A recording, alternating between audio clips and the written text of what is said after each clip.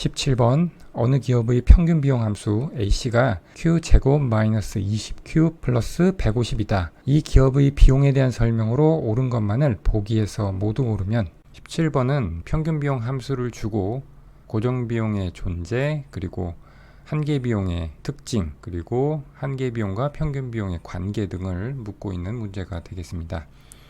기억부터 보면 고정 비용이 존재하는지를 물어보고 있는데 평균 비용을 총 비용으로 변환해서 고정 비용이 존재하는지를 보면 됩니다. 총 비용은 평균 비용의 생산량 Q를 곱한 것이죠. 그래서 총 비용을 구하면 이와 같은 모습이 되는데 지금 보시면 상수항이 없습니다. 그래서 고정 비용은 존재하지 않습니다. 기억은 틀린 보기가 되겠습니다. 니은으로 가면 한계 비용을 묻고 있는데 한계 비용은 총 비용을 생산량 Q에 대해서 미분한 것이죠. 그래서 기억에서 구한 총 비용을 생산량 Q로 미분을 하면 이와 같이 되고요. 지금 니은에서는 한계 비용이 최저가 되는 생산량을 묻고 있기 때문에 한계 비용식을 다시 한번 Q에 대해서 미분을 해서 0으로 놓으면, 즉 한계 비용 함수의 1개 도함수를 구해서 한계 비용 함수의 개형을 보면 이것을 Q에 대해서 미분하면 6Q-40이 되고요. 얘가 0이 될 때 극점이 나오죠. 극점은 Q가 3분의 20일 때인데 지금 얘가 기울기가 양수기 때문에 이와 같은 모습으로 1개 도함수를 그릴 수가 있고, 즉 한계 비용 함수는 3분의 20이 될 때까지 감소하다가 다시 증가하는 모습을 갖는다는 것을 알 수 있습니다. 따라서 한계 비용이 최저가 되는 생산량은 3분의 20이 되는데 보기 니은에서는 7이라고 했기 때문에 틀렸고요. 그리고 한계 비용 함수의 개형을 그래프로 그리기 위해서 한계 비용 함수가 2차 함수니까 2차 함수의 꼭지점을 확인하기 위해 완전제곱 형식으로 바꿔주면 이와 같이 되고요. 그래프를 그리면 꼭지점이 3분의 20, 3분의 50인 2차 함수의 모습이 됩니다. 다음 디귿을 보면 한계 비용이 증가하는 구간 전체에서 규모의 불경제가 발생한다 라고 했습니다. 생산량이 증가함에 따라 평균 비용이 증가하는 것을 규모의 불경제라고 하는데, 지금 한계 비용이 증가하는 구간에서 규모의 불경제가 발생한다고 하는 것은 아까 우리가 한계 비용의 극점을 구했었죠.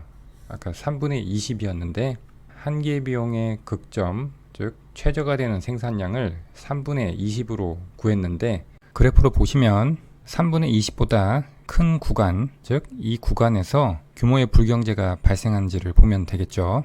그러면 평균 비용 곡선을 그려보면 평균 비용 식에서 이것도 완전제곱 형태로 바꾸면 꼭지점이 10,50인 2차 함수의 모양이죠. 2차 함수의 그래프를 그리면 이와 같이 되고, 그리고 한계 비용이 평균 비용의 꼭지점을 아래에서 위로 관통하는 식으로 그리면 되겠죠. 이때 한계 비용이 증가하는 구간 3분의 20에서 오른쪽 이 구간 전체가 되겠죠. 여기서 평균 비용을 보시면 3분의 20에서 10이 될 때까지 하락하고 있습니다. 즉 이 구간에서는 규모의 경제가 발생하고 있고요. 규모의 불경제는 10을 지난 이후부터 발생하고 있음을 알 수 있습니다. 보기 디귿에서 한계 비용이 증가하는 구간 전체에서 규모의 불경제가 발생한다고 했는데 구간 전체에서 규모의 경제도 나타나고 규모의 불경제도 나타나고 있습니다. 따라서 디귿도 틀린 보기가 되겠습니다. 그 다음 리을을 보면 한계 비용과 평균 비용이 일치하는 생산량을 먼저 구해야겠죠. 일치하는 생산량에서 총 비용은 500이다. 그러면 우리가 구한 한계 비용식 그리고 문제에서 주어진 평균 비용식을 각게 놓고 정리하면 생산량은 10이 나옵니다. 이렇게 구한 10을 총 비용 함수의 Q 자리에 대입을 해서 정리를 하면 총 비용은 500이 나옵니다. 즉 리을은 맞는 보기가 되고요. 그래서 17번 문제에서는 옳은 것만을 모두 고르라고 했는데 리을만 옳기 때문에 답은 3번이 되겠습니다. 18번 인구가 일정하고 기술 진보가 없는 솔로우 경제성장 모형을 고려하자. A국의 생산함수 Y는 L의 3분의 1승 곱하기 K의 3분의 2승, 저축률은 60%, 자본의 감가상각률은 연 10%이다. 균제 상태에서의 1인당 자본량 스몰 K 스타와 황금률 균제 상태에서의 1인당 자본량 스몰 K G는 단 LK는 각각 노동 자본이다. 18번 문제는 솔로 성장 모형에 대해서 묻고 있는 문제인데, 균제 상태와 균제 상태의 특수한 경우인 황금률 균제 상태에서의 1인당 자본량을 각각 묻고 있습니다. 그래서 우리도 순차적으로 균제 상태의 조건과 황금률 균제 상태의 조건을 구해서 문제에서 주어진 이 조건들을 활용해서 1인당 자본량을 각각 구해 보도록 하겠습니다. 먼저 솔로 경제 성장 모형의 가정을 간단히 살펴보면, 첫 번째는 총 생산함수가 되고요. 이것은 문제에서 주어진 이 생산함수를 그대로 가져왔습니다. 두 번째는 각종 파라미터에 대한 정의가 되겠습니다. 인구 증가율, 감가상각률, 저축률이 있는데, 문제에서 인구가 일정하다고 했으니까 인구 증가율은 0%가 되고요. 그리고 감가상각률은 10%, 저축률은 60% 그대로 적어줬습니다. 세 번째는 재화시장 균형식이 되겠습니다. 총 공급 또는 총 소득 Y가 소비와 투자의 합과 같다는 것이 재화시장의 균형식이 되겠습니다. 이 문제는 솔로 성장 모형의 단순 모형이기 때문에 정부 부문도 없고 해외 부문도 없기 때문에 재화시장 균형식은 이렇게 단순하게 표현이 됩니다. 네 번째는 저축에 대한 정의인데요. 총 저축은 총 소득의 저축률을 곱한 것이 되고요. 그러면 총 소비는 1-저축률의 총 소득을 곱한 것이 되겠습니다. 3번식과 4번식을 연립을 하면 이 경제에서는 균형에서 총 저축과 총 투자가 같다는 조건이 도출이 됩니다. 그러면 이와 같이 살펴본 솔로 성장 모형의 가정에 따라서 균제 상태의 조건부터 도출해 보겠습니다. 균제 상태는 정상 상태 또는 균형 성장 경로라고 하고요. 이것은 경제의 초장기적 균형 상태를 의미합니다. 균제 상태에서는 경제 변수들의 증가율이 일정하게 됩니다. 즉, 시간이 지나도 이 모형에서 경제 변수들의 증가율이 일정하게 되는데, 보다 구체적으로 이야기하면 1인당 자본량의 변화가 없는 상태를 균제 상태로 갑니다.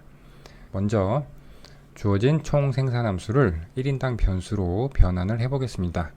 Y를 노동량 L로 나눠주면 L분의 K의 3분의 2승이 되고요. L분의 K는 1인당 자본량이죠.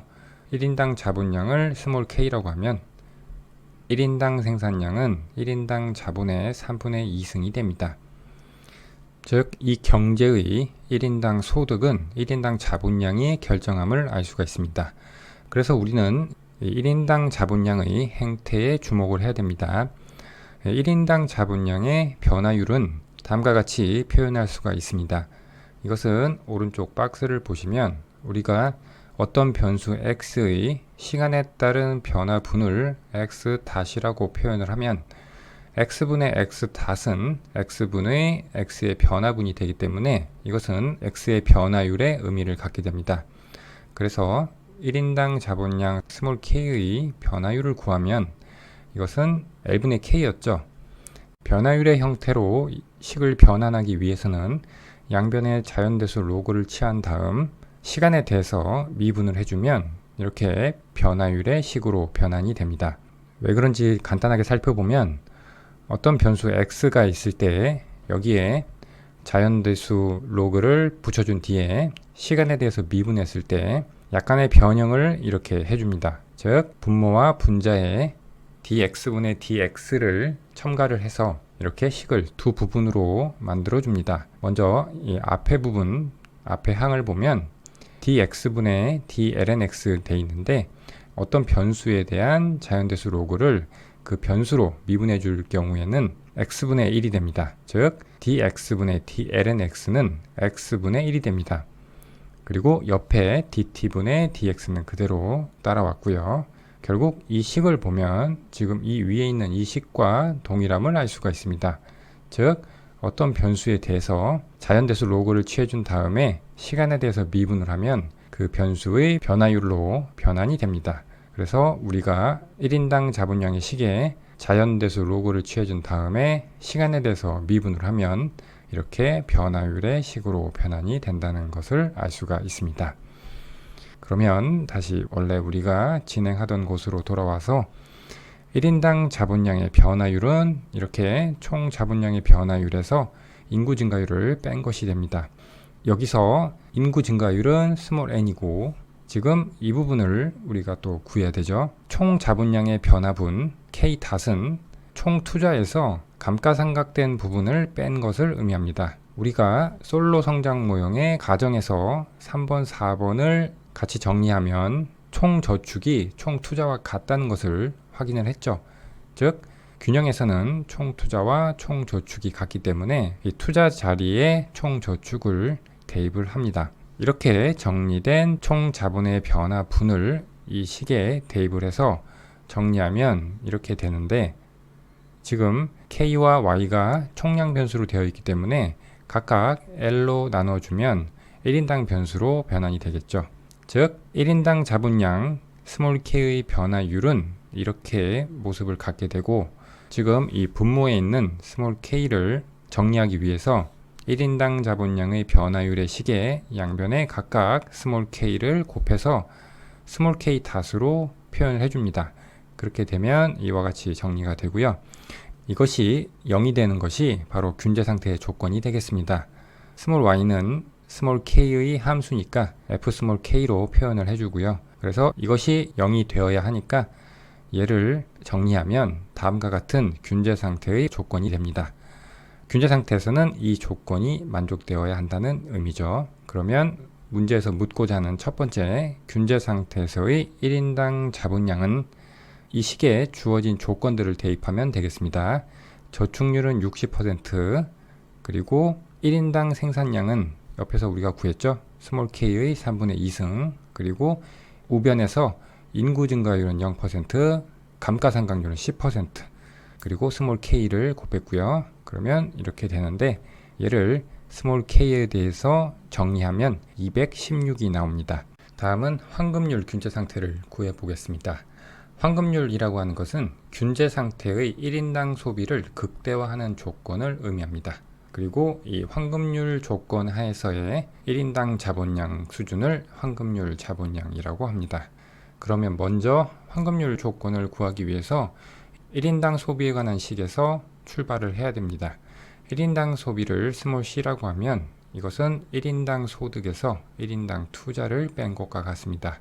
얘는 솔로 모형의 세 번째 가정 생산물 시장의 균형식을 1인당 변수로 변환을 한 다음에 1인당 소비에 관해서 정리한 식이 되겠습니다. 그 다음 1인당 생산량은 스몰 k의 함수였죠. 그리고 경제의 균형에서는 총 투자와 총 저축이 같은데 1인당 변수로 변환해도 같겠죠. 그래서 1인당 투자가 1인당 저축과 같기 때문에 1인당 투자 자리에 1인당 저축을 대입을 해주고, 그리고 우리가 바로 앞에서 구한 균제 상태의 조건식 이거죠.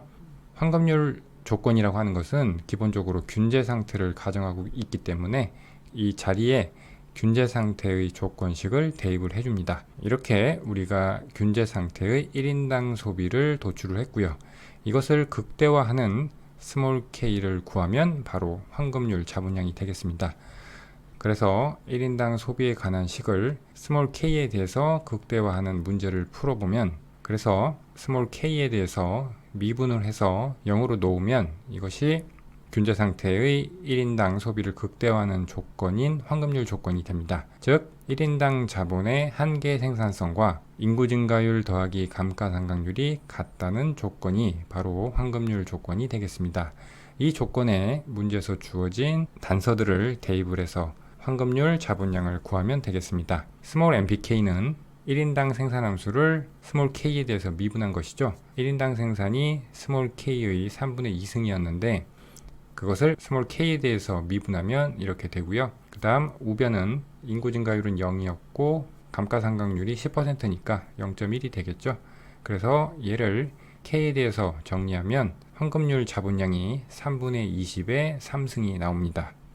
다시 문제로 돌아와서 지금까지 우리는 솔로 경제성장 모형의 기본 가정에서 출발해서 균제 상태의 조건 그리고 황금률 조건을 구한 다음 주어진 단서들을 가지고 균제 상태의 1인당 자본량과 황금률 균제 상태에서의 1인당 자본량을 각각 구했습니다. 그래서 균제 상태 1인당 자본량은 216, 황금률 균제 상태에서의 1인당 자본량은 3분의 20의 3승이었죠. 보기에서 해당하는 답을 구하면 4번이 답이 되겠습니다. 19번 인플레이션에 대한 설명으로 옳지 않은 것은? 19번 문제는 인플레이션에 대한 문제가 되겠습니다.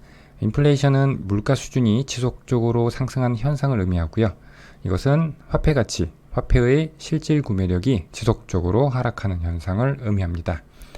인플레이션은 예상된 인플레이션과 예상치 못한 인플레이션으로 나눌 수가 있는데 이 각각의 효과에 대해서 올해 출제된 소방간부후보생 문제 해설에서 소개를 했습니다. 그 부분을 참고하시면 되겠고요. 문제 링크는 영상 해설에 달아놓도록 하겠습니다. 그러면 각 보기를 푸는데 필요한 내용만 설명하면서 진행해 보도록 하겠습니다. 1번 인플레이션 반영 비율의 차이에서 오는 상대 가격의 변화로 자원 배분의 왜곡을 초래할 수 있다. 보기 1번은 예상치 못한 인플레이션의 효과에 대한 설명이 되겠습니다. 인플레이션이 예상치 못하게 발생하면 제품을 판매하는 생산자는 자신의 제품 가격 상승이 인플레이션으로부터 발생한 것인지 아니면 제품 수요 증가로 인해서 발생한 것인지 구분하기 어렵게 됩니다. 그리고 각 생산자마다 제품 가격 상승의 주 원인에 대한 판단이 달라지게 되고요. 그 과정에서 자신의 제품에 대한 수요 증가로 가격이 상승했다면 자원을 추가적으로 투입해서 생산을 늘리는 것이 맞지만 예상치 못한 인플레이션으로 인해서 제품 가격이 상승했을 경우에는 자신의 제품 가격뿐만 아니라 경쟁자의 제품 가격도 같이 상승하는 것이기 때문에 그때 생산을 늘린다면 자원의 효율적 배분을 저해하게 됩니다. 그 내용을 설명한 보기가 되겠습니다. 그래서 보기 1번은 맞는 보기가 되겠고요. 2번 실제 물가 상승률이 예상된 물가 상승률보다 더 큰 경우 채무자는 이득을 보고 채권자는 손해를 본다. 이것도 역시 예상치 못한 인플레이션의 효과에 대한 설명이 되겠습니다. 채권자와 채무자가 최초 계약을 할 때 그 시점에 예측한 인플레이션이 있을 것이고 그것을 계약에 반영해서 채권 채무 관계를 맺었을 것입니다. 그런데 향후에 인플레이션이 예상치 못하게 발생했을 경우, 즉 이 보기처럼 실제 물가 상승률이 예상된 물가 상승률보다 더 크게 됐을 경우에는 채무자가 부담하는 실질 채무 부담이 감소하게 되고 그래서 채권자로부터 채무자에게 부가 재분배되게 됩니다. 그 내용을 설명한 보기가 되겠고요. 다음 3번 프리드만에 따르면 인플레이션은 언제나 화폐적 현상이다. 프리드만은 통화와 인플레이션이 직접적으로 연관되어 있다고 주장을 했고 그래서 통화량이 경제 성장 속도보다 빠르게 증가되면 인플레이션이 발생한다고 했습니다. 즉 물가 상승의 원인을 통화량 증가에서 찾았고요. 그래서 인플레이션에 대한 해법으로 재량에 따른 통화 정책이 아니라 준칙에 따라서 예측 가능한 방향으로 통화량을 증가시키는 통화 정책을 제시했습니다. 이러한 주장을 통화론자의 주장이라고 합니다. 이러한 프리드만의 주장을 주 내용으로 하는 학파를 통화론자 또는 통화주의라고 합니다.